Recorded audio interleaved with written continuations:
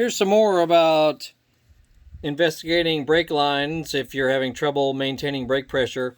Inside this chamber also, inside there, if it's crusty, here's how we clean out holes like this or any kind of round chamber. You can use, any kind of round brush, but there's another way that's even more effective. Let me show you how we do that. All right. And we did another video on this as well. If you have a gun cleaning kit that has these kind of various sizes of round brushes, see those guys there?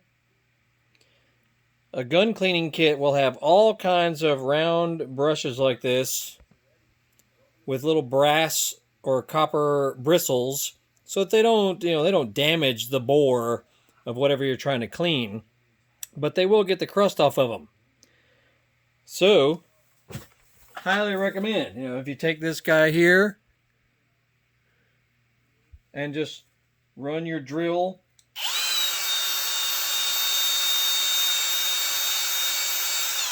just run it through a little bit and then blow it out with your compressed air, of course.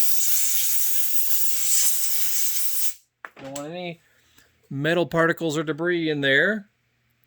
Let me show you what it looks like now, because it was kind of crusty, but look at how it is now. All right, this chamber in here was quite crusty as well, so look at it now. Any kind of buildup anywhere on these surfaces can definitely cause problems with hydraulic brakes. So that's just, that's our method of cleaning round chambers like that, is just a simple gun cleaning kit attachment. You can put it in your drill also, and it will clean out a round chamber easy as you please. Come on, focuser.